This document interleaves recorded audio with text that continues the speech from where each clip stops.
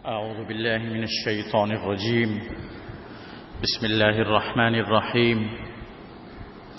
وإذ قتلتم نفسا فادارأتم فيها والله مخرج ما كنتم تكتمون فقلنا اضربوه ببعضها كذلك يحيي الله الموتى ويريكم آياته لعلكم تعقلون ثم قست قلوبكم من بعد ذلك فهي كالحجارة أو أشد قسوة وإن من الحجارة لما يتفجر منه الأنهار وإن منها لما يشقق فيخرج منه الماء وإن منها لما يهبط من خشية الله وما الله بغافل عما تعملون.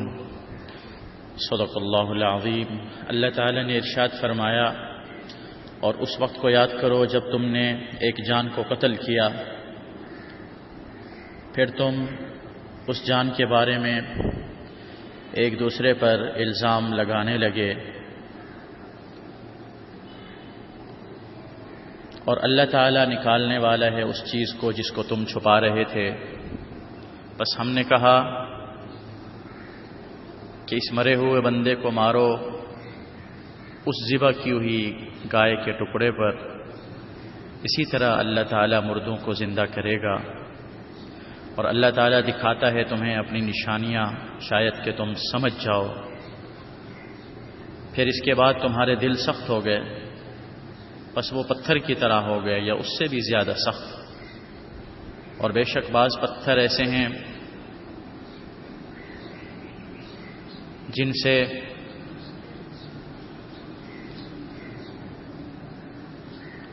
چشمے پھوٹ پڑتے ہیں اور بے شک بعض پتھر ایسے ہیں جو پھٹ جاتے ہیں بس ان سے پانی نکلتا ہے اور بے شک بعض پتھر ایسے ہیں جو اللہ کے ڈر کی وجہ سے گر پڑتے ہیں. اور اللہ تعالیٰ تمہارے اعمال سے غافل نہیں ہے. یہ اسی واقعے کا تذکرہ ہے. پہلے تو اس مقتول کو اس کے قاتل کو پتہ چلانے کے لیے اللہ تعالیٰ نے طریقہ بتایا اور پھر اس قتل کے واقعے کو بعد میں بیان فرمایا. اصولی طور سے پہلے قتل کے واقعے کا بیان ہونا چاہیے تھا اور پھر اس کے قاتل کا پتہ لگانے کے لیے طریقے کا بیان ہونا چاہیے تھا. لیکن اللہ تعالیٰ نے پہلے طریقے کو بیان فرمایا، گائے کے ذبح کرنے کا واقعہ، اور پھر قتل کے واقعے کا تذکرہ فرمایا مختصراً. وجہ اس کی یہ ہے کہ قاتل کا پتہ لگانے کا طریقہ من جانب اللہ تھا، اللہ تعالیٰ کی طرف سے تھا، اور انسان کو قتل کیے جانے کا واقعہ انسانوں کی طرف سے تھا. تو جو بات اللہ تعالیٰ کی طرف سے تھی اللہ تعالیٰ نے اس کو پہلے بیان فرمایا، اور جو بات انسانوں کی طرف سے تھی اللہ نے اس کو بعد میں بیان فرمایا، کیونکہ اللہ مقدم ہے انسانوں پر. اور بعض نے یہ وجہ بھی لکھی ہے کہ سبب کا پتہ چل جانا یا اس قاتل کا علم ہو جانا، اس کا طریقہ بتانا، یہ زیادہ اہمیت رکھتا تھا اس واقعے میں. قتل سے زیادہ اہمیت یہ تھی اس واقعے میں کہ اس قاتل کا پتہ کیسے چلا. اس لیے اللہ تعالیٰ نے اس کے سبب اور ذریعے کو پہلے بیان فرمایا اور قتل کے واقعے کو بعد میں بیان فرمایا. اللہ تعالیٰ نے فرمایا اللہ تعالیٰ تمہیں اپنی نشانیاں دکھاتا ہے تاکہ تم سمجھ جاؤ. ویسے تو اللہ اس بات پر قادر ہے کہ قیامت کے دن تمام مردوں کو دوبارہ زندہ کرے گا، لیکن اللہ تعالیٰ اس چیز کو سمجھانے کے لیے دنیا میں ایسے واقعات رونما فرماتے ہیں جس کے ذریعے انسانوں کو تاکہ پتہ چلے کہ اللہ تعالیٰ ایسا کرنے پر قادر ہے اور اللہ کے لیے یہ مشکل نہیں ہے. جیسے حضرت عزیر علیہ السلام کا پیدا ہونا، موت کے بعد دوبارہ زندہ کیا جانا. اسی طرح اصحاب کہف کا واقعہ قرآن کریم میں بڑا عظیم الشان واقعہ ہے، جو 309 سال تک سوئے رہے، اللہ تعالیٰ نے پھر ان کو زندگی عطا فرمائی.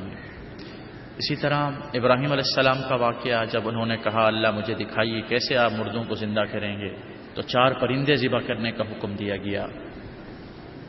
تو قرآن کریم میں ایسے واقعات کا بار بار تذکرہ ہوا ہے تاکہ انسانوں کو یقین ہو جائے کہ قیامت برحق ہے اور اللہ تعالیٰ انسانوں کو دوبارہ زندہ کرنے پر قادر ہے.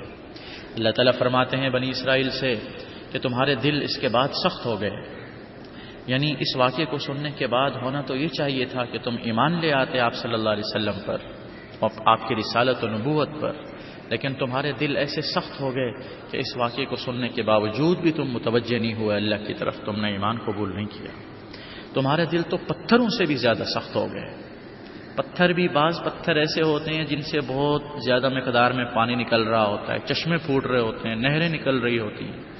بعض ایسے ہوتے ہیں جن سے تھوڑی مقدار میں پانی بہہ رہا ہوتا ہے، اور بعض ایسے ہوتے ہیں کہ ان سے پانی تو نہیں بہتا لیکن وہ مختلف مقامات میں پہاڑوں سے سرک کر گر جاتے ہیں اللہ کے ڈر اور خوف کی وجہ سے. تو کسی نہ کسی درجے میں تھوڑا زیادہ، بہت زیادہ ڈر خوف تو پتھروں میں بھی ہوتا ہے.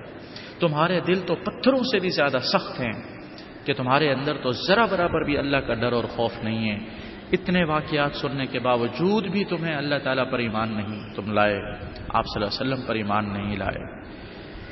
علماء نے لکھا ہے کہ دلوں کے باطنی امراض میں سب سے خطرناک چیز دلوں کی سختی ہے، قساوت قلبی، بہت مہلک چیز ہے.